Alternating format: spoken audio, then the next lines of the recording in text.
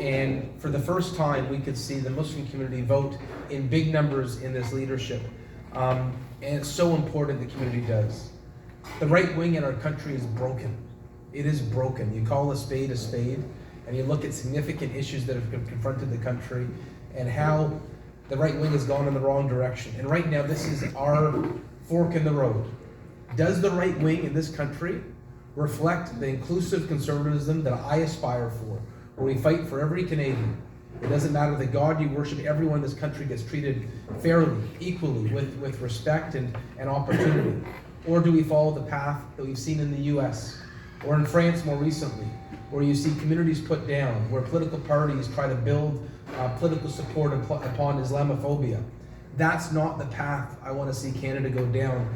And really, the next 6 days are going to determine it. The next 6 days, if you help us sign up members and hit our 3K target, we win BC. We win BC. And part of our path to victory, based on what we're doing in Quebec, Atlantic Canada, Ontario, and Calgary, and Edmonton, we analyze our path to victory. We need to win in BC. And so this group here helps us get to the finish line. And this will be, our victory will be a massive setback for those that preach intolerance and hate in our country. You know, the biggest Islamophobes in the country are going to be depressed beyond depressed when they see a conservative leader who says, I have no room, no space, no tolerance for hate in our country or in our party.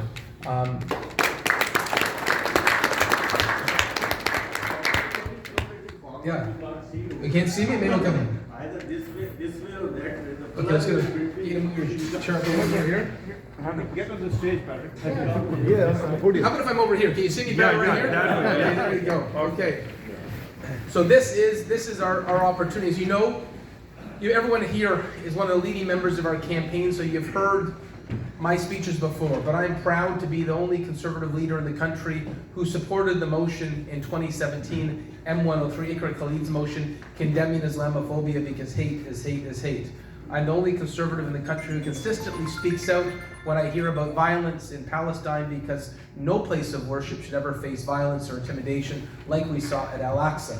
I've been leading the charge around the country against Bill 21 in Quebec, because a Canadian is a Canadian is a Canadian, and no one should be told they're second-class citizens in our country. No one should be told they have to remove their hijab or their turban or whatever your article of faith is. And we have cowards in Ottawa who refuse to stand up for religious freedom. And so this opportunity right here will recast the political debate, because a conservative party that leans in on religious freedom means the Liberals would have to be better too. Like right now, the Liberals can be, frankly, take the Muslim community for granted, not just on Bill 21, but whether it's the CRA treatment of Muslim charities, whether it's the immigration system and the double standards that exist, whether it's Canada's empathy to help. You look at how little Canada has done in places like Yemen, Afghanistan, Syria, and the list, Rohingya, the list goes on. You know, the Liberals don't have to do more. They don't have to be active in helping the Muslim community, because all they have to do is point to a conservative party and say, we have no competition. It's people like Pierre Poilievre and Jenny Byrne with a history of Islamophobia. We know we can take the community for granted because there is no credible alternative. Yeah. A conservative party led by myself changes the game. Just like when I spoke out at Al-Aqsa, no single MP had spoken out, and all of a sudden, well, after I spoke out, there was a flood of government MPs that spoke out because they felt the need to. And right now, they're doing nothing helping with Muslim charities being targeted by the CRA. But if a conservative leader got up in the House of Commons and challenged them on it, they'd have to. Right now, the government of Canada has been relaxed with the trampling of democratic rights of the Muslim community in Quebec. And because they haven't been challenged on it, they don't need to react. I think this exercise we're part of isn't good just for conservatism. It will be good for the Liberal Party to be better. It will be good for Canadian democracy to be better. This is about moving the political debate. And you can be part of something beautiful. And really, it's not that much of a stretch. 900 memberships. And to say, how do we get that to 3,000? If we get everyone who's helping on this journey, to find 3 people, we're pretty much there. And the stakes are extraordinary. The last time a government won a fourth term in Canada was Wilfrid Laurier, more than 100 years ago. So the chances are we're going to see change. We're going to see change in Ottawa in the next election in 3 years. And if you think a Donald Trump or a Le Pen couldn't happen here, you're wrong, it could.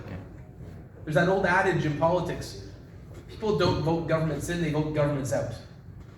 And right now there's a current of opinion that's rising that's going to suggest the Liberals are going to be booted from office, and you've got a dramatically different approach to conservatism. You've got my approach, where I've stood with the community without hesitation, and one who has built his political support with press conferences like banning the niqab ban and dog whistle politics like that. You couldn't have a starker contrast. And so I ask, help me do this. And I know with your help, inshallah, we'll get there. Yes. It'll be great for our country, great for conservatism. It'll be great for the decorum of our political debate in this country. So I know we're having a bit of a final meeting here to talk about how we can get to the finish line. I just want to say on behalf of our team how grateful I am for your sacrifice of your time. I know it's beautiful out in British Columbia, and there's lots of things you could be doing outside, but this is about the type of Canada our kids are going to grow up in, and I just want to thank you so much for your help on this journey. Thank you. Thank you.